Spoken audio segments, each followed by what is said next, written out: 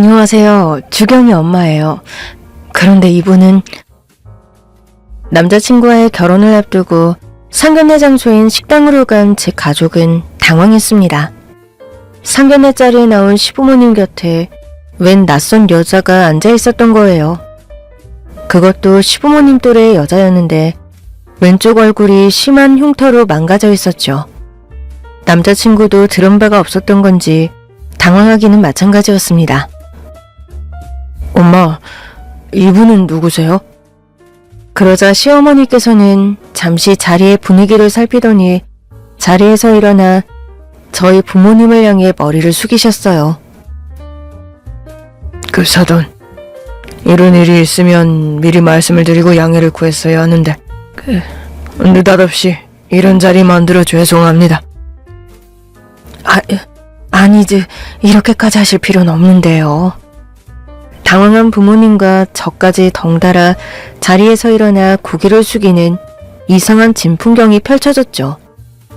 결혼은 집안과 집안의 결합이라고 하잖아요. 그래서 양가 부모님들이 말이 잘 통해야 할 텐데 싶은 걱정만 하고 있었던 터라 생각지도 못한 상황에 어리둥절했습니다. 그 옆에 있던 분께서는 안절부절 못하시고 식은땀만 흘리고 계셨죠. 실은 정호도 모르는 사실입니다. 부득이하게 이 자리에서 이 사실을 밝히게 되는 점 대단히 송구스럽게 생각해요. 이분은 정호 낳아준 어머님입니다. 네? 성호가 데려다 키운 자식이란 말이에요? 아니면 어머니만 둘... 저희 집안에 사정이 있어. 어쩔 수가 없었어요. 엄마, 그게 대체 무슨 말이야? 낳아준 엄마라니 내가 엄마 자식이 아니라는 거야? 미안하다, 성호야. 가급적이면 죽을 때까지 안고 가려고 했는데 사실 그것도 사람이 할 짓은 아니다 싶어서. 상견례로 양가 부모님께 인사드리러 온 자리에서 난데없이 남자친구 침몰하니요. 느닷없이 망치로 머리를 한 대 콱 맞은 기분으로 시부모님을 바라보았습니다.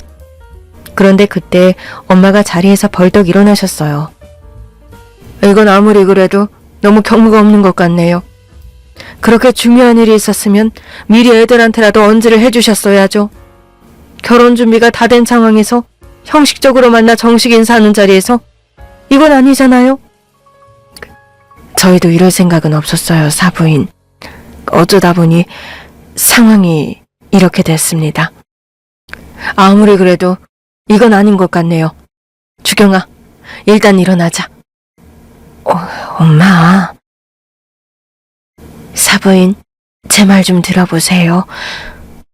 들을 것도 말 것도 없어요. 지금 그쪽은 키워준 어머니고 저쪽은 낳아준 어머니다. 이 말씀 아니에요? 그럼 아버지는 한 명이에요? 박가사돈께서 두 집 살림을 하신 건지 재혼을 하신 건진 모르겠지만 딸 시집 보내는 부모 입장에선 너무 불쾌하네요. 가자. 당신도 어서 일어나요.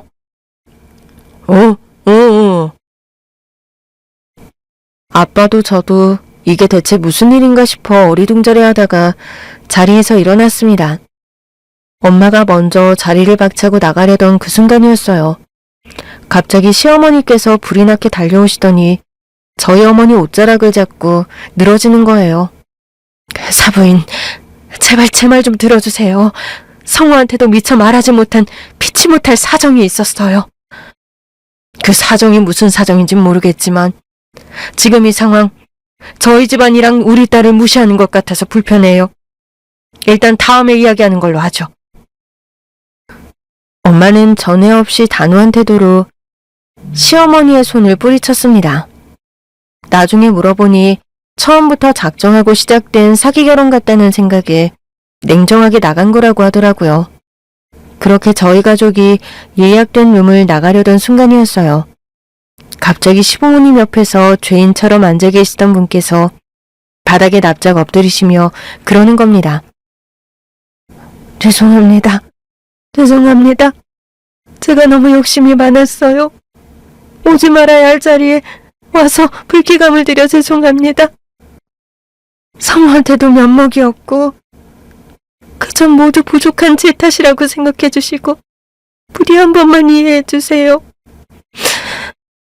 온몸을 바들바들 떨며 흐느끼며 이야기하는 그분을 보니 절로 발걸음이 멈췄습니다. 나쁜 마음을 가진 사람처럼 보이진 않았어요. 저희 가족이 그 방에 들어설 때부터 시종일관 안절부절 못하는 모습을 보이며 떨고 있었죠. 형님, 이러지 마세요. 일어나세요. 그래요, 형수님. 우리 형 이 모습 보면 그 가슴 아파 2번 죽어요. 사부인, 결혼을 모르게 되더라도 믿져야 본전이니 저희 사정 한 번만 들어주세요. 이렇게 부탁드립니다.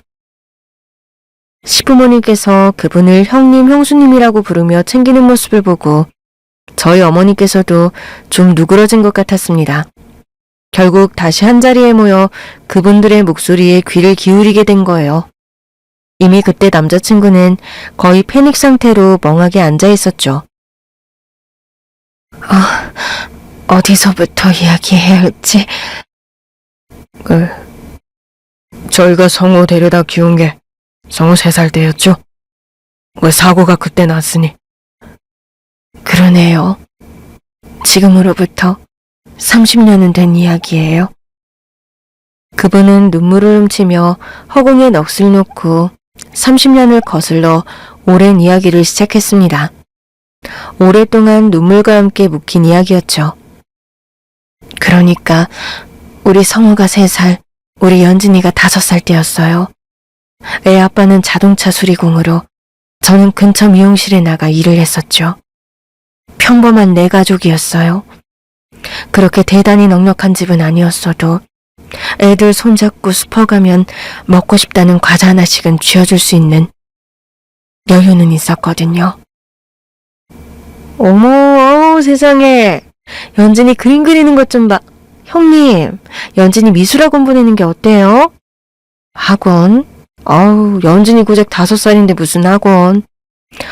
모르는 소리 말아요. 연진이처럼 이렇게 끼가 있는 애들은 이 나이 때부터 밀어줘야 한다니까요. 혹시 알아요? 연진이가 피카소.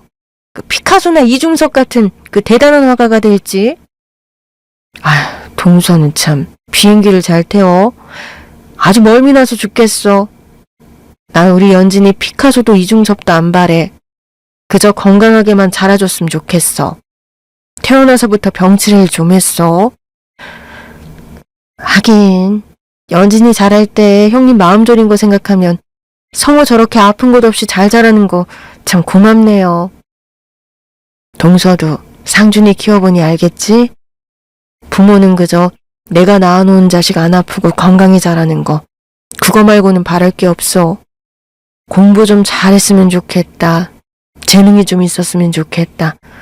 사람이니 그런 욕심도 생기기 마련이지만 애 한번 아파보면 그것도 사치라는 거 알게 될걸? 그러게요. 저도 우리 상준이 그저 무탈이 건강하게만 잘 자랐으면 좋겠어요. 아이 2을 낳았으니 그 아이들이 잘 자라는 미래만 생각했지 비극 같은 건 생각지도 못했어요. 잔병치레가 잦았던 첫째가 철마다 걸리는 감기가 저희 가족의 최대 비극이라고 생각했던 겁니다. 사고는 모두가 잠든 새벽에 일어났어요. 자던 중 쉴 새 없이 터져나오는 기침에 눈을 떴더니 방 안이 이미 뿌연 연기로 가득 차 있었죠. 연진 아빠, 연진 아빠. 이거 뭐예요? 불이 났나 봐. 애들부터 챙겨야지. 저희 부부는 정신을 차리고 불이 나게 애들 방으로 뛰어갔습니다. 자연스레 저는 어린 아들을, 남편은 딸을 챙겼죠. 아랫집에서 시작된 불이 이미 베란다를 통해 집 안으로 옮겨붙은 상황이었어요. 저는 급하게 화장실로 뛰쳐들어가 수건을 적신 뒤 아들 몸에 덕지덕지 바르고 감싸 안았습니다. 누구를 더 챙기고 말고 할 여유도 시간도 없었어요. 딸은 남편이 알아서 구해올 거라고 생각했고 아들만 챙겨서 정신없이 나온 겁니다. 때마침 구급대원들이 나왔고 그 새벽에 온 동네 사람들이 나와서 발을 동동 구르고 있더라고요. 아우 연진 엄마, 아우 세상에, 하느님 부천, 아유 천지신명님 감사합니다. 우리 성호 좀요. 지금 성호 챙길 때가 아닌 것 같은데, 여기요. 여기 좀 도와주세요. 그때 저는 제 몰골이 어떤지 몰랐어요. 연기를 마신 아들이 정신을 차리지 못하고 품에 축 늘어져 있는데 고통이 전혀 느껴지지 않았거든요. 다급하게 달려온 구급대원들이 저와 아들을 분리시켜 살피기 시작했죠. 뭐라고 자꾸 묻는데 그 말이 하나도 귀에 들어오지 않는 겁니다. 그제야 주변을 살폈는데 남편도 딸도 보이지 않았거든요. 등 뒤로는 거대한 화마가 하늘을 집어삼킬 듯이 솟구치고 있었고 소방대원들이 골목 끝에서부터 소방호스를 들고 달려오고 있었어요. 우리 연진이랑 남편 아주머니, 우리 남편 안 나왔어요? 연진이는요? 못 봤는데 연진이 엄마가 먼저 나왔어.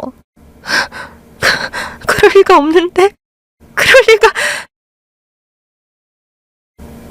저는 홀린 듯 다시 몸을 비틀어 그 화마 속으로 뛰어들려고 했습니다. 구급대원들이 급히 저를 잡지 않았더라면 저는 당장에 그 불길로 들어갔을 거예요. 연진 아빠! 연진아! 연진! 사람들에게 붙들려 괴성인지 우열인지 모르게 연기로 다시 목청을 터뜨리며 그렇게 내 아이 이름을 불렀습니다. 영영 다시는 내 품에 안겨 들어오지 못할 내 첫 아이를요. 화가를 시킬 만큼 그림을 잘 그리던 그 맑은 미소를 짓던 그 아이는 그렇게 제 품을 떠나 하늘로 가버렸어요. 남편은 이미 딸아이 방에 들어가면서부터 연기에 질식해서 정신을 잃었던 것으로 보인다고 하더라고요. 그날 화재로 저 세상으로 떠난 건 제 남편과 첫째 딸뿐이었어요. 아우 세상에, 어쩌면 좋아. 이제 연진 엄마 어떻게 살라고. 하루아침에 서방에 새끼까지 잃었으니 그저 오죽하겠어.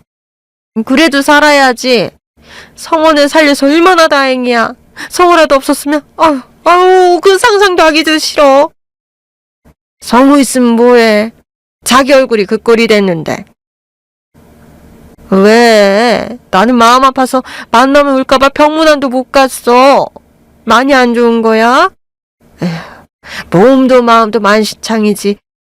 성호는 젖은 수건으로 싸매고 나왔더니 자기 얼굴이 녹는 줄도 모르고 그 불길을 헤치고 나왔대. 오죽했으면 지금 장례식에 한 번을 얼굴을 못 비치겠냐고. 나중에 정신을 차리고 나서야 장례식장에서 어떤 말들이 오갔는지 알았습니다. 그때는 들리지도 않았어요. 뒤늦게야 팔과 얼굴에 심각한 화상을 입었다는 걸 알게 됐죠. 내 남편과 내 딸 마지막도 못 볼 만큼 몸도 마음도 엉망진창이라 제정신이 아니었어요. 형님, 정신이 좀 드세요? 성우는 제가 데리고 있어요. 성우는 걱정하지 마시고 일단 몸부터 추스르세요. 지금 형님 상태 너무 안 좋아요. 연진이는, 우리 연진 아빠는, 연진이도 아주버님도 저희가 잘 배웅하고 왔어요. 어딜 갔길래 배웅을 해. 형님, 다시 데려와. 내 새끼 다시 데려와. 우리 연진 아빠가 데리고 오겠다고 했어. 용서, 우리 연진이 내 새끼 데려다줘. 응? 형님, 정신 차리세요. 형님이 빨리 정신 차려야죠. 성우가 있잖아요. 과부였으면 어떻게 그럭저럭 살아갔을지도 몰라요. 하지만 자식 앞세운 사람은 그야말로 정신이 산산조각이 나더라고요. 그저 건강하게만 자랐으면 좋겠다고 했던 첫애가 한순간에 저 세상으로 가버린 후 저는 정신을 놓고 살았습니다. 나를 낳아준 친정엄마의 속이 바짝 타들어가는 것도 보이지 않았어요. 현우가 그 밥은 먹어야지. 밥을 안 먹으면 죽겠다는 거야 뭐야? 너 엄마 죽는 걸 보고 싶어서 그래? 현우가. 제가 엄마 자질이 부족했을지도 모릅니다. 하나 앞세웠으면 남은 하나라도 보고 정신을 차렸어야 하는데 그게 제 마음대로 되지 않더라고요. 내가 둘을 다 책임지고 나왔어야 하는데 남편 상황이 어떤지도 모르고 그랬으니 그렇게 된 게 아닐까 싶어서요. 그냥 하나부터 열까지 다 후회가 되었고 전부 제 탓인 것만 같았습니다. 제 애처럼 들이닥친 남의 집에서 시작된 화마마저도요. 얼굴에 진물이 흐르고 살과 엉겨붙은 거즈를 교체하는 일도 그렇게 힘들지 않았어요. 그렇게 2달이 흘렀을 겁니다. 그 제 아들이 좀 생각나기 시작한 거예요. 그러던 중 시어머니께서 저희 친정까지 오셨죠. 아유, 이게 그 사람 몰골이야 뭐야. 어머니 오셨어요? 뭐 어때? 몸은 좀 괜찮아? 네, 덕분에요. 죄송해요 어머니. 제가 너무 동수한테 다 맡기고 있어서. 그래도 성준의 미숙이 들어차서 불만 하나 없이 성우 잘 챙기고 있더라. 성우는 걱정하지 말고 너부터 챙겨라. 그 마음도 챙기고 치료도 받고 밥도 잘 먹고. 세상에, 아유, 뭘 못 먹는다는 소리는 들었다만 어떻게 사람이 이렇게. 아가, 현우가 나도 너랑 같은 처지 아니냐. 자식 앞세운 부모가 어떻게 살겠냐마는 남은 자식 보고 어떻게든 살아야 하는 게 부모다. 나도 우리 아들 생각만 하면 눈물이 앞을 가려. 지금 이렇게 숨 쉬고 있는 것도 다 죄 같아서 견딜 수가 없다. 그런데 나한테는 준택이 말고도 양택이도 있고 홍자 홍옥이도 있으니 어쩌냐. 남은 자식들을 보고서라도 살아야지. 죄송합니다. 죄송합니다 어머니. 성호 보고 살아. 성호 생각해서 어떻게든 견뎌라. 응? 그날 어머니께서는 제가 다시 일어설 수 있도록 도와주시려고 온 것이었어요. 그 순간 어머님 말씀만큼 제게 와닿는 말이 없었습니다. 아무래도 처지가 같았기 때문이겠죠. 저는 남편을 잃었지만 어머님께서는 아들을 잃은 것이니까요. 사라지면 사라진다는 말이 그때는 왜 그렇게 싫었는지 모릅니다. 아들은 가끔 만났어요. 동서가 친정까지 데려와서 얼굴을 보여주곤 했으니까요. 다행히 그 집에서 잘 지냈는지 괜찮아 보였는데 문제는 저를 어색해한다는 것이었습니다. 작은 엄마한테 갈래. 성우야, 아우, 애가 왜 이래? 괜찮아, 동서. 오랜만에 봐서 어색해서 그렇지. 한동안은 밤에 잘 때 악몽을 꾸는지 힘들어해서 안고 재웠더니 그 뒤로는 부쩍 저를 잘 따라요. 그랬구나. 고마워, 동서. 동서 아니었으면 어떻게 버텼을까 싶어. 내가 나중에 어떻게든 이 은혜는 꼭 갚을게. 은혜는 무슨, 제가 도울 수 있는 일이 있어 다행이라고 생각해요. 아들은 제 품에서 자꾸만 벗어나려고 했습니다. 오랜만에 만난 어색함도 있겠지만 제 얼굴의 흉터 때문에 저를 무서워하는 것 같았어요.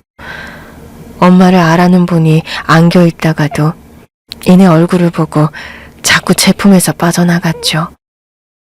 그게 애들을 품에 안아보는 마지막이 될 줄은 꿈에도 몰랐습니다. 딸도 모자라 아들까지 제 품에서 키울 수가 없게 된 것이었죠.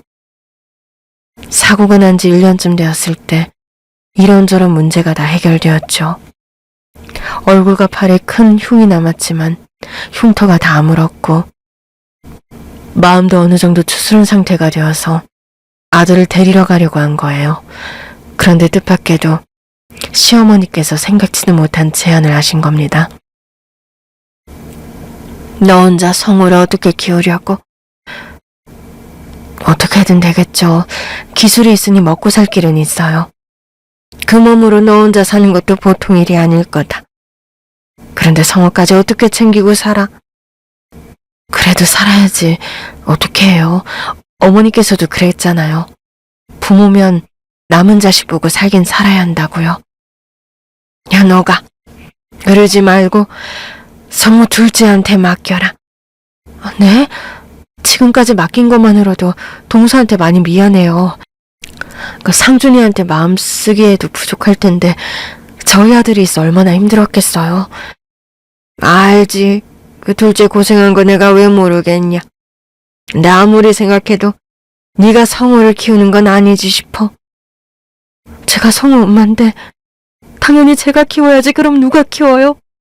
어머니, 지금 무슨 말씀을 하시는 거예요? 저는 어머님의 갑작스러운 제안에 당황했습니다. 아이 생각해서라도 얼른 몸도 마음도 추스를 하던 어머니께서 갑자기 아이를 동서에게 맡기라는 것이었어요.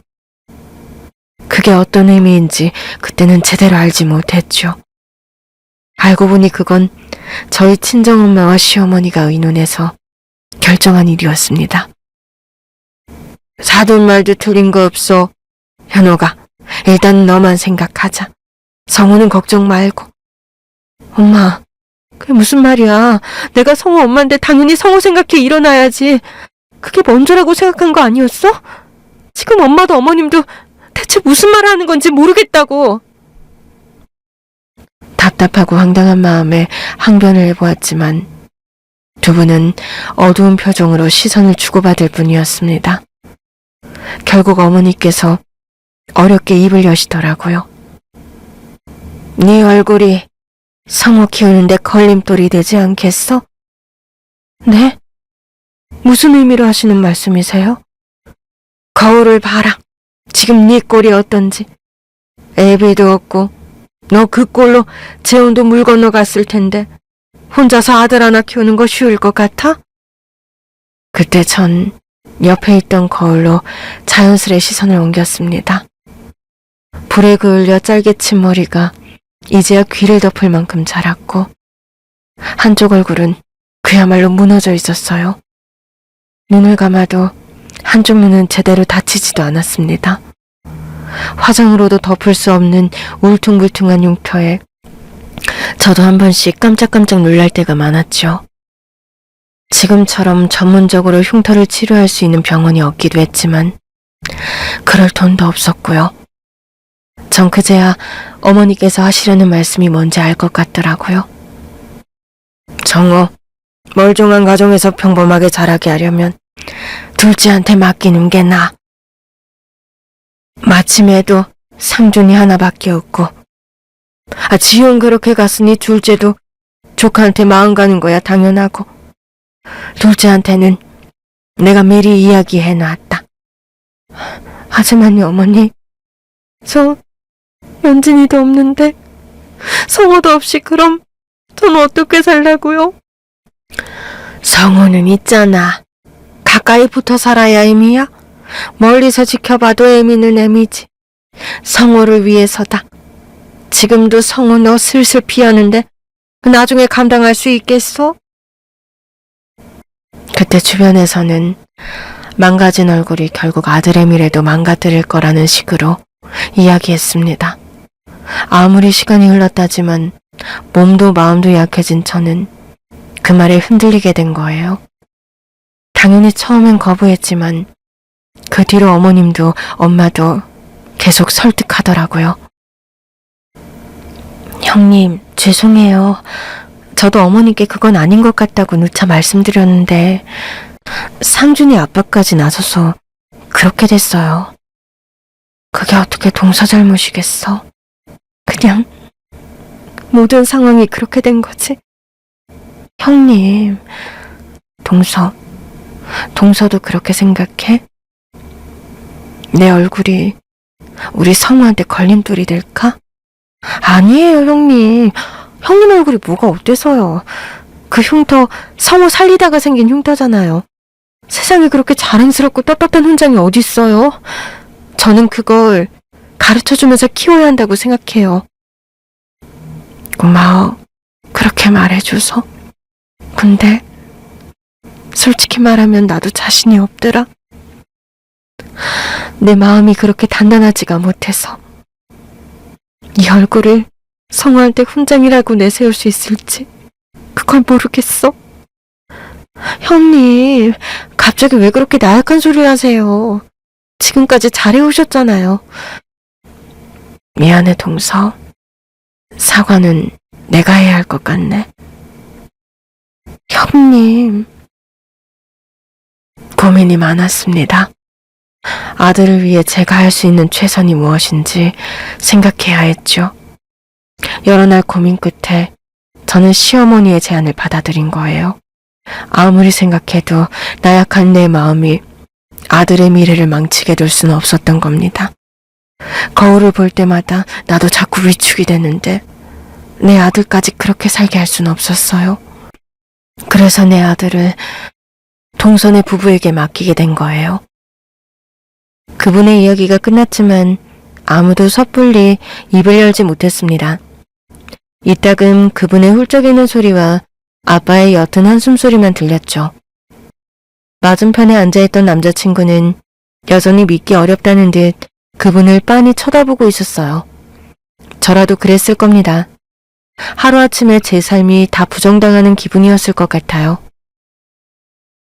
그래도 어렸을 때는 자주 보고 지냈어요. 못해도 한 달에 2-3번씩은 꼭 만났으니까 가능하면 계속 그렇게 지낼 생각이었거든요. 그런데 왜 성우는 아무것도 모르고 있었던 겁니까? 자라면서 이야기해줬을 법도 한데요.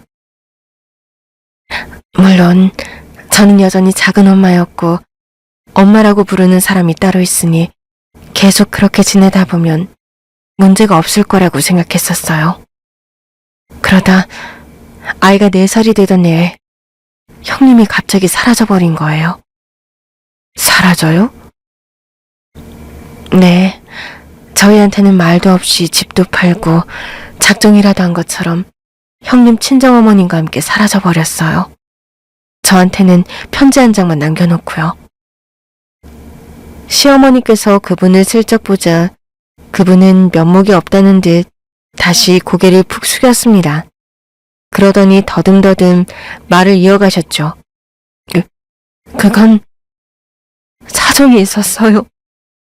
우리 성호 좋아하는 과자를 싸들고 동선의 집에 방문했을 때 그 앞에서 이웃들이 하는 이야기를 들었거든요. 동선의 아파트 앞에는 커다란 평상 하나가 있었는데 그곳에 그늘이 지는 시간이면 동네 여자들이 거기 한데 모여서 수다를 떨곤 했어요. 사고 전에는 지나갈 때마다 웃으며 아는 체를 해주던 여자들의 눈초리가 많이 변했더라고요. 어딜 가든 그랬지만 그러다 우연히 그 사람들이 하는 이야기를 몰래 듣게 된 거예요. 어떤 이야기였는데요? 뻔한 이야기죠. 애를 시동생한테 맡겨놓고 키운다더라. 그게 아니라 시어머니가 시켰다더라. 아주 그 집 여자만 불쌍하게 생겼다. 아니다. 애가 제일 불쌍하지 않냐? 앞으로 지 엄마 얼굴을 어떻게 보고 살겠냐? 나도 한 번씩 볼 때마다 섬찟한다. 지금이야 어린이 다행이지. 조금만 커봐라. 지 엄마 쳐다도 안 보고 엇나간다. 진짜 애 생각하는 엄마면 애 어렸을 때 교통 정리하고 빠져주는 게 맞지 않냐? 어차피 상준이 엄마 그 성격에 지 자식처럼 잘 키울 것 같은데. 그분께서는 30년이 지난 지금도 그 목소리를 잊을 수 없다는 듯 고통스러운 얼굴로 말씀하셨습니다. 듣고 있던 저희 가족들은 너무 놀라 섣불리 말도 할 수 없었죠. 결국 그분은 그래서 빠져주기로 한 거였어요. 미안하다. 내가 내 아이를 위해 동서에게 좀 이기적으로 굴어야겠다는 편지 하나만 남기고서요. 그 백방으로 찾았습니다. 가족으로 지낸 시간이 그렇게 길진 않았지만 그래도 갈 곳 정도는 많이 내다 보이던 사람이었으니까요. 하지만 아무리 찾아도 찾을 수가 없었어요. 작정하고 숨었구나 싶게요. 어설프게 숨을 생각이었으면 애초에 숨지도 않았을 거예요. 저는 평생 죽을 때까지 서방님이나 동서 앞에 그리고 우리 성우 앞에 나타날 생각이 없었습니다. 아니, 아유, 그러고 어떻게 사셨어요? 세상에 애 먼저 앞세우고 둘째까지 떨어뜨려 놓고 산다는 게 사람 생사를 짓는 고통이었을 텐데.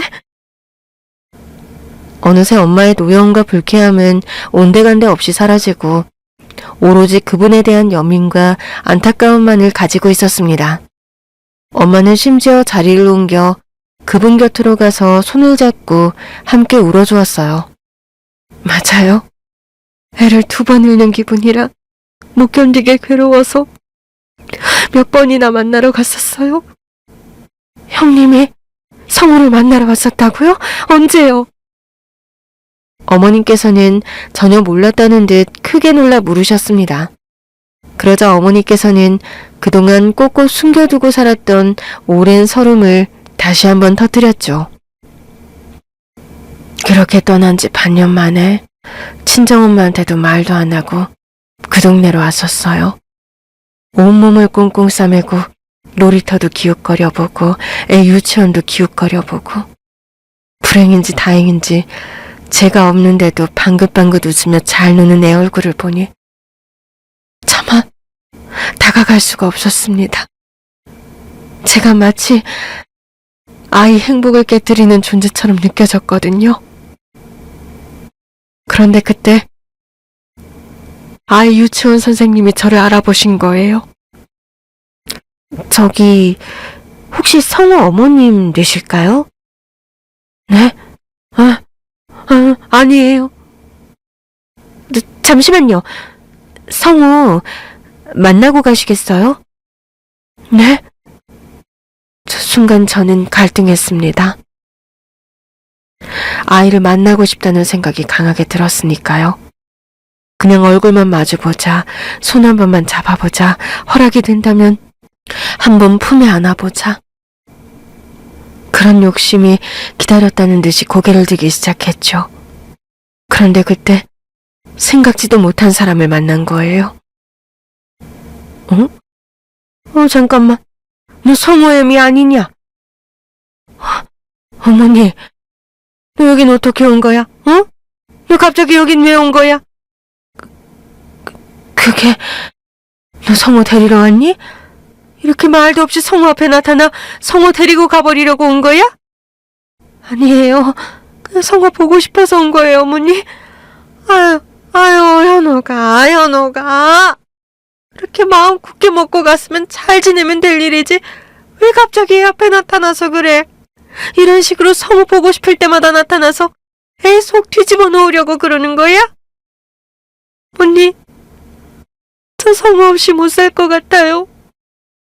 연진이도 그렇게 보냈는데 성우까지 없으면 저 어떻게 살아요? 현호가, 너 엄마잖아. 엄마가 자기 생각 먼저 하면 되겠어? 애 생각부터 해야지. 보고 싶어도 참어. 참다가 나중에, 아주 나중에 보러 와라. 어머니? 아유, 성우 인생 생각 안 할 거야? 사실 지금도 모르겠습니다. 그때 제가 어머니의 말씀을 어겼어야 했나? 모른 척 돌아서서 내 아들 손을 잡고 나왔어야 했나? 저는 그때 먼 발치에서 내 아들을 마지막으로 눈에 담고 사라졌어요. 어머니께 다시는 아들을 찾아오지 않겠다는 약속을 하면서요. 왜 그렇게 미련하게 사셨어요? 얼굴이 뭐가 어때서? 아들 구하다 생긴 흉터가 뭐가 어떻다고? 내 배 아파 낳은 새끼를 떼놓고 그렇게 고통스럽게 살아요. 듣다 못한 저희 어머니께서 나서서 질책하듯 어깨를 쓸어내렸어요. 전 괜히 남자친구를 바라보았고 테이블 밑으로 남자친구의 손을 꽉 잡았죠. 성우가 보고 싶을 때마다 거울을 봤습니다. 이 얼굴로 내 아이에게 떳떳하게 나설 수 있나? 내 얼굴이 아들에게 걸림돌이 되지 않을 자신이 있나 물으면서요. 결심을 굳힌 뒤에는 애아빠 보험금 5천만 원을 전부 보냈어요. 우리 아들 잘 키워달라고. 그저 행복하게만 키워달라고요. 잠시만요. 5천만 원이요? 그때 남자친구가 화들짝 놀라며 처음으로 입을 열었습니다. 남자친구가 놀란 이유를 저도 짐작할 수 있었어요. 시부모님께서 저희 집 구하는 데 보태라며 쓰라고 주신 돈이 있거든요. 시부모님 사정이 빤하니 남자친구도 극구 사양했는데 생각지도 못한 큰 돈을 보태주시겠다고 한 거예요. 그 돈이 자그마치 1억 5천이었는데 남자친구도 이상하다고 했었던 돈입니다. 아무리 그래도 억대로 지원해줄 여유는 없다고 생각했으니까요. 그럼 설마... 그래, 그 돈이야. 그 돈 고스란히 은행에 넣어두고 한 번도 뺀 적이 없어. 너 장가 가려면 주려고 한 푼도 안 쓰고 모아둔 거야. 우리가 해준 거 아니고 네 엄마, 이 사람이 해준 거야. 시부모님도 참 대단한 분이셨어요. 평생 남자친구 키우면서 드는 돈과 마음은 전혀 고려하지 않으시고 그 돈을 고스란히 뒀다 굴려서 준 것이니까요. 아무리 좋은 마음으로 시작한 일이라지만 사람 마음이 돈 앞에 무너지지 않기가 쉽지 않잖아요. 아이 키우라고 준 돈이니 충분히 써도 상관없을 돈을 무려 3배로 돌려주신 겁니다. 동서랑 서방님 고생할까봐 쓰라고 준 돈인데 왜 그 돈을 안 썼어? 그럼 내가 미안해서 어쩌라고? 제가 그 돈을 어떻게 써요? 형님이 남기고 간 당부대로 아이 잘 키워서 독립시키려면 가지고 있어야지. 이 사람도 동의한 일이었어요. 그런데 어떻게 다시 만나게 된 거예요? 그건 실은 지난달에 이 사람 동창회 때문에 대구에 간 적이 있어요. 식당에서 1차를 마치고 자리를 옮기려는데 밖에 나가 기다린 이 사람이 갑자기 누구를 빤히 쳐다보는 거예요. 보니까 배지 줍는 아주머니가 계시길래 사람 너무 빤히 쳐다보지 말라고 했더니 얼굴이 사색이 됐더라고요.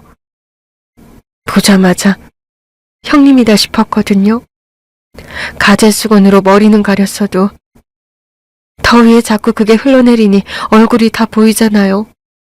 팔의 흉터도 그렇고 영락없이 30년 전 형님이 맞는데 형님이 왜 저러고 계시나 믿기 힘들어서 한참을 쳐다보고만 있었어요.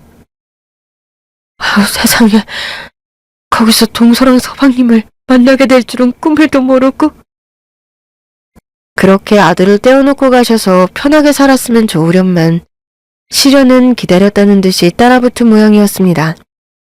친정어머니의 연고가 있는 대구에 정착해 살기 시작했는데 처음엔 친정어머니와 함께 작은 미용실을 했대요. 한동안은 그걸로 먹고 사는 게 가능했는데 친정엄마가 아프시면서 문제가 생긴 거예요. 결국 가게를 내놓고 치료비로 쓰고 오랜 투병을 하다 돌아가시면서 혼자 남게 되신 거죠. 야속해. 사람이 어떻게 이렇게 야속할 수가 있어요? 그렇게 힘든 상황이면 저한테라도 다시 연락을 했었어야지. 어떻게 연락 한 통을 안 하느냐고. 가진 게 차고 넘친 친모라고 해도 부족한 상황에 가진 거 하나 없이 빈털터리로 힘든 내색하면 성우나 동선애한테 그보다 부담스러운 게 또 어디 있겠어? 그래서 폐지 죽고 사신 거예요?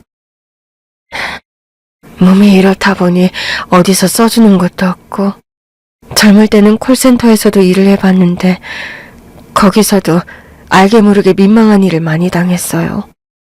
몸도 좋지 않고 그렇게 일을 하다 쉬다 반복하다 보니 내가 할 수 있는 일이 없더라고요. 그래서 그랬어요. 그제야 저는 그분 몸에 난 고된 세월의 흔적을 볼 수가 있었습니다. 흉터는 흉터고 무슨 일을 하면서 사신 건지 야윈 팔과 뼈가 툭 붉어져 나온 손등이 그 세월을 말해주는 듯했죠. 시어머니께서는 그분을 만나자마자 거리에서 눈물을 쏙 빼셨답니다. 그리고 바로 며칠 후에 잡혀있던 이 상견례가 떠오른 거예요. 나한테도 평생 이게 짐이었어요. 그때 내가 어머니 말씀을 거역했더라면, 나만 싫다고 했으면 성우가 어떻게 됐을까? 어머니께서는 키우지 못하셨을 테니 형님이 데려가 키웠을 텐데 결국 나도 형님의 불행에 보탠 게 아닌가 싶어서 내내 마음이 어찌나 무겁던지. 그래서 급하게 설득해서 모시고 온 거예요. 내가 평생 성우 엄마로 살아온 게 형님 인생을 뺏은 것처럼 늘 마음 한켠이 무거웠어요. 그래서 이렇게 된 겁니다. 다시 한번 사과드릴게요, 사돈. 미안하다, 주경아. 성우야. 그날 결국 저희 결혼식에 대한 이야기는 하지 못했어요. 눈물을 쏙 빼고 차려진 음식도 제대로 먹지 못한 채 헤어져야 했죠. 사정을 모를 때야 난데없이 시어머니 둘이라 난처한 상황이었지. 사정을 알고 나니 시어머니 둘, 그까짓 거 뭐 어떤가 싶더라고요. 저희 부모님께서도 집에 돌아와서 그렇게 당부하셨어요. 사는 게 내 마음대로 안 되는 인생이라지만 어디 주위 둘러봐라. 그만한 풍파 겪은 사람이 있는지. 주경이 네가 좀 힘들겠지만 그래도 좋은 분 같으니 너무 부담 갖지 말어. 엄마도 신경 쓸게. 나야 뭐 찾아뵙고 연락드리는 거 일도 아닌데 뭐. 성우 마음이 문제지. 남자친구는 집에 돌아가서도 연락이 없었습니다. 저도 그렇게 놀랐는데 본인은 얼마나 놀랐겠어요. 그렇다고 섣불리 어설픈 위로를 하는 것도 아닌 것 같아서 기다려주었죠. 그렇게 일주일이 됐을 거예요. 갑자기 남자친구가 회사 앞으로 찾아와 만났는데 느닷없이 파혼을 하자는 겁니다. 뭐? 파혼? 그게 무슨 말이야? 파혼이라니. 결혼하지 말자고? 왜? 갑자기 왜 그러는데? 설마 너 친어머니 때문이야? 괜찮아. 우리 부모님도 괜찮다고 하셨어. 그 자리에서 사정 다 들었잖아. 그래서 더 안 되겠다는 거야. 이 결혼이. 한평생 내 앞에 나타나지도 못하고 힘들게 사신 분. 어떻게든 보상해드려야지. 보상? 무슨 보상? 성우야, 너 대체 무슨 이야기를 하는 거야 지금. 이럴 때일수록 결혼해서 잘 사는 모습을 보여드려야지. 갑자기 결혼을 안 하겠다니 그걸 어머님이 바라실 것 같아? 나도 생각 많이 해봤어. 근데 아닌 것 같아. 미안해. 어처구니 없는 말이었어요. 그러면서 자리를 떠버리는데 너무 황당해서 말도 나오지 않았습니다. 그 뒤로 남자친구에게 연락해 다시 만나서 이야기 좀 하자고 재촉했지만 돌아오는 말은 미안하단 말뿐이었고요. 저희 부모님도 황당해 하시기는 마찬가지였어요. 책임감 있고 성실한 사람 같다고 했는데 그렇게 무책임하게 파혼 이야기를 꺼낼 줄은 몰랐으니까요. 다른 문제도 아니고 그 문제로 파혼이라면 저는 받아들이기 힘들었습니다. 그래서 어머니께 연락해 만나게 된 거예요.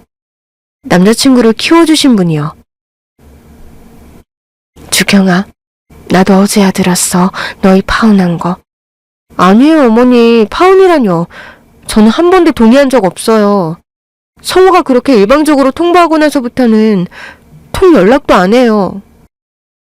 나도 대체 파혼하려고 하는 거냐고 물었는데 답이 없더라. 너한테는 뭐라든 뭐라고 결혼을 못하겠대? 저한테는 친어머니 일로 못하겠다고 했어요. 힘들게 사신 세월 보상해드려야겠다고요. 둘이 결혼해 잘 사는 게 보상이지. 자식 앞길 막는 걸 누구보다 싫어하는 양반을 두고 정말 성호든 상준이든 자식 새끼들 속은 알다가도 모르겠어 정말. 미안하다 주경아. 내가 성호한테 알아듣게 잘 설명해 줄게. 조금만 기다려 줄래? 이런 일로 심력 끼쳐드려서 죄송해요. 어떻게든 저희 선에서 해결해 보려고 했는데 연락이 안 돼서 답답해서 그만 어머님께 연락드렸어요.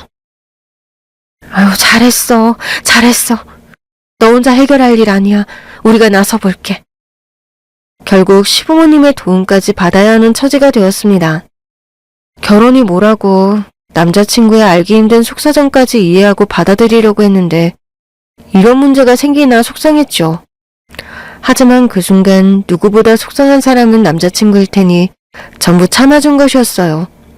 결혼만 해봐라. 내가 배로 갚아주겠다고 다짐하면서요. 그런데 남자친구의 의지는 생각보다 완강했습니다. 며칠 후 제 계좌로 신혼집 마련을 위해 남자친구에게 준 돈을 고스란히 붙였거든요. 식장이랑 나머지는 내가 알아서 할 테니까 위약금 같은 것도 신경 쓰지 마. 딸랑 문자 하나만 남기고서요. 몇 달 동안 고심 끝에 골라 예약한 식장과 드레스 모든 게 날아간 겁니다. 저도 슬슬 화가 치밀어 오르더라고요. 누구 마음대로 그걸 제멋대로 처리하나요? 결국 참다 이건 아니다 싶어 남자친구 회사까지 찾아간 겁니다. 아무리 그래도 이건 아니지. 다 떠나서 나한테 너무 예의가 없다고 생각하지 않아? 미안해. 너한테는 입이 10개라도 할 말이 없어. 이유나 좀 알자, 이유나 좀 제대로 알아야지. 내가 이해라도 하지. 너 진짜 충격 많이 받고 속상한 마음은 알겠는데 아무리 생각해도 이건 아니야. 굳이 이렇게까지 할 이유를 모르겠다고. 말했잖아. 어머니, 그분 때문이라고. 그러니까 친어머니 문제면 앞으로 잘해드리면 되는 건데 왜 그러냐고. 넌 몰라. 내 마음이 얼마나 비참하고 고통스러운지. 속상한 마음에 남자친구를 다그치자 갑자기 남자친구가 버럭 소리를 질렀습니다. 순간 저는 말문이 막혔죠. 남자친구의 그런 표정은 처음 봤으니까요. 남자친구의 눈에선 애써 참으려던 눈물이 후두둑 떨어져 내렸습니다. 그 모습을 보니 더는 화를 낼 수가 없더라고요. 내가 어떻게 네 마음을 다 이해하겠어. 내가 이해한다고 말하면 그건 거짓말이겠지. 근데 적어도 내가 네 괴로움을 나누어 짊어질 수 있는 기회는 달라는 거야. 대체 결혼까지 물러가면서 뭘 하겠다는 건지 날 설득이라도 시켜달라고. 솔직히 말하면 나 그분 보고 거부감이 들었어. 남자친구를 다독여 들은 말은 예상치 못한 말이었어요. 남자친구는 죄책감이 가득한 표정으로 괴로운 듯 얼굴을 일그러뜨렸죠. 그러면 안 된다는 거 아는데 어떻게 사람 얼굴이 그렇게... 그분이 했던 말 기억하지? 자기 얼굴이 내 인생의 걸림돌이 될 것 같아 떠난 거라고. 나 그 이야기 듣고 가장 처음 든 생각이 뭔 줄 알아? 너 아마 그거 알면 나 쓰레기라고 생각할 거야. 성우야. 그래, 맞아. 다행이라고 생각했어. 내가 작은 어머니랑 작은 아버지를 친부모로 여기고 살 수 있어서 다행이다. 저런 분 밑에서, 홀어머니 밑에서 힘들게 자라지 않아서 다행이다. 근데 그날 밤 딱 죽고 싶더라. 그 흉측한 흉터는 결국 날 살리려다 그런 건데 난 그걸 다 들었으면서도 그런 생각을 했다는 게 결국 내가 그분의 인생을 망친 셈인데 난 그걸 안도하고 있었어. 난 쓰레기야. 나 같은 건 결혼할 자격도 없어. 그때 남자친구의 말에 함부로 돌을 던질 수 있는 사람은 없을 겁니다. 그런 생각을 내내 가지고 있는 사람이었다면 전 기꺼이 파혼했을 거예요. 하지만 자기도 모르게 그런 감정을 느끼고 괴로워하는 남자친구를 포기할 수 없었죠. 사람이잖아. 사람이면 그럴 수 있어. 그 사실에 충분히 괴로워하고 있다는 것만으로도 된 거라고 생각해. 수경아, 나는 날 용서하기가 힘들어. 30년이래. 30년을 나 때문에 생긴 흉터로 그렇게 사신 분이야. 봤어? 엄마랑 고작 2살 차이인데도 누가 보면 70대야. 어쩌다 그렇게 늙어버리셨겠어. 다 나 때문이야. 그것도 다 나 때문이라고. 근데 어떻게 나만 행복해? 어떻게 나만 결혼해 행복해 살겠어? 아무리 생각해도 그건 아니야. 그만하자. 미안해. 남자친구는 끝끝내 제 손을 놓고 가버렸습니다. 제 앞에서 크게 우는 모습을 보이진 않았지만 돌아선 남자친구의 등이 들썩이는 걸 보고 결심했죠. 난 절대 포기하지 않겠다고. 저는 저만의 방법으로 남자친구 곁에 남겠다고요. 며칠 후 어머님께서 연락이 와서 가보니 남자친구가 집을 얻어 그분을 모시고 살겠다고 했답니다. 신혼집 얻으라고 준 돈과 대출을 받아 원래 저희 신혼집을 구하려고 했던 그 돈으로요. 당연히 그분은 한사코 거절하셨어요. 그래서 저는 어머님과 함께 그분이 살고 계신다는 집으로 갔습니다. 할 말이 있었거든요. 그런데 그곳에 가보고 얼마나 큰 충격을 받았는지 몰라요. 이런 말하기 좀 뭐하지만 그곳은 집이라고 하기 좀 어려운 곳이었습니다. 텔레비전에서나 봤던 쪽방촌이었어요. 문에는 잠금 장치도 없어서 안쪽에서 끈으로 몇 번이나 동여매는 구조로 되어 있었고 에어컨도 없이 한 사람이 누우면 방이 가득 차는 그런 곳이었죠. 아니 그 성호처 아니야? 여기까지는 무슨 일이에요? 설마 성호 때문에 왔어요? 어머니, 드릴 말씀이 있어서 왔어요. 애써 당혹스러운 마음은 감추고 할 말을 꺼내려는데 어머니께서 다짜고짜 제 앞에 주저앉아 그러시는 거예요. 내가 이러려고 그 자리에 간 게 아니에요? 내가 성호 짐이 되지 않으려고 그동안 얼마나 무던히 애를 썼는데 아가씨 한 번만 봐줘요. 우리 성호 좀 잡아줘요. 응? 욕심이 나서 그랬어요. 우리 아들이 다 커서 결혼한다니까 어떤 사람인가 하고 궁금해서 나와본 것뿐이지 뒤늦게 엄마로 살 생각, 시어머니로 살 생각 없었다고요. 어머니, 일어나세요. 제발 이렇게 빌게요. 나 성우랑 안 살아요. 성우가 같이 살자고 했다는 거 그 말 듣고 온 거죠? 나 여기서 이사갈 생각 추워도 없어요. 나는 죽어도 여기서 죽을 거야. 뭐니? 대체 왜 그러시는 거예요? 순간 저도 모르게 버럭 소리를 질렀습니다. 너무 답답했거든요. 남자친구가 무슨 이유로 괴로워하는지 아는 제 입장에선 어머니께서 그렇게까지 저자세로 나오시는 게 싫었습니다. 그제야 어머니께서는 깜짝 놀라서 저를 바라보시더라고요. 형님, 주경이는 형님 모시고 싶어서 찾아온 거예요. 모시다니, 택도 없는 소리 말아요. 아니요, 어머니.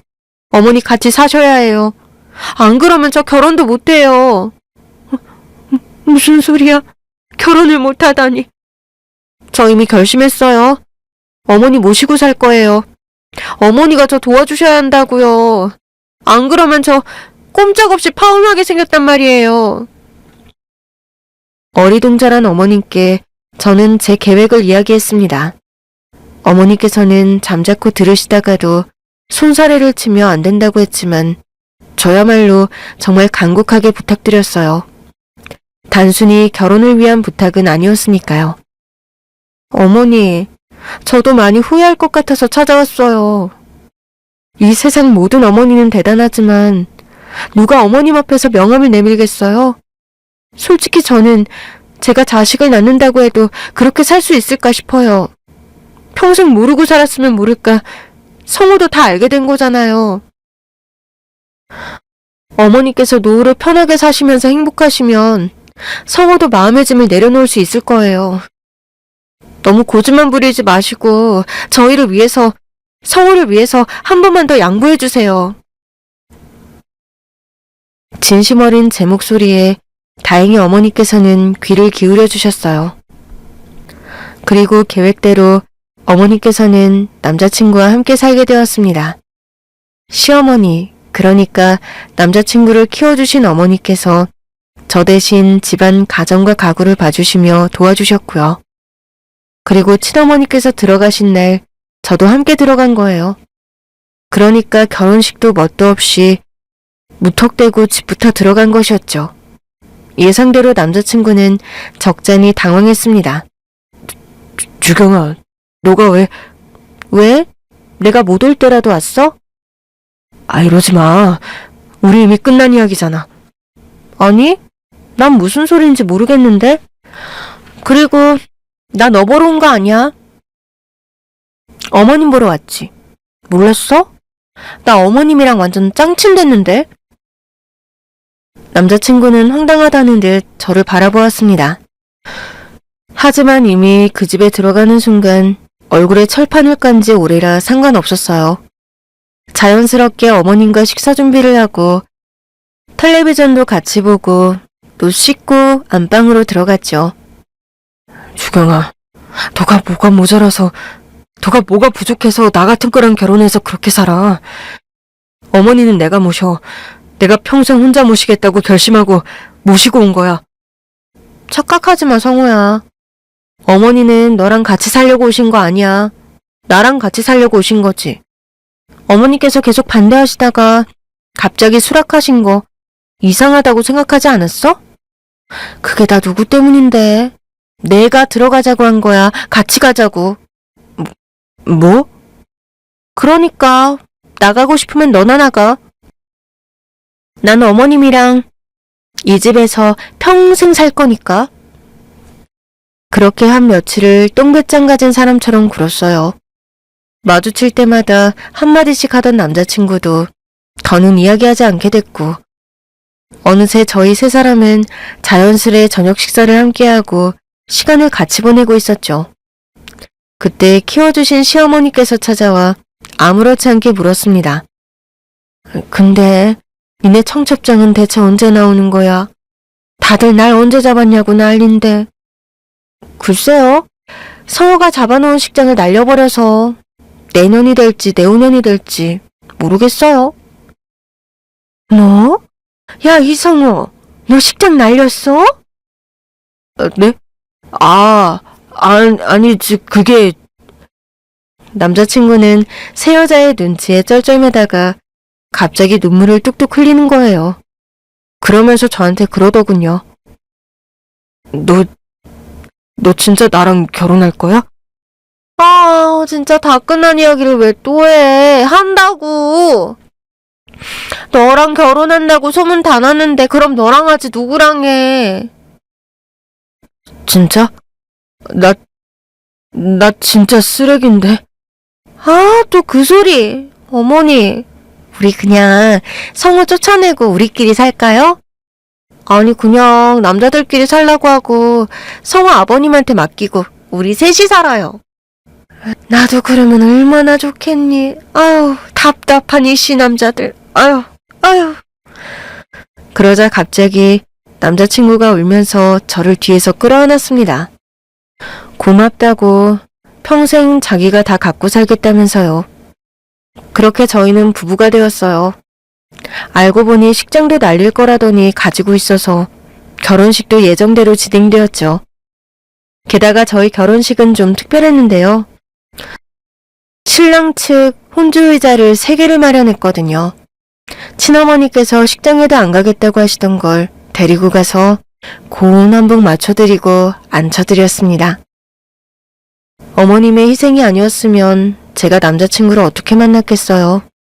30년 고생하신 만큼 앞으로 30년은 저희 부부가 확실히 책임지려고요. 세상의 따가운 시선도 거뜬히 막아줄 든든한 방어막이 되어서요.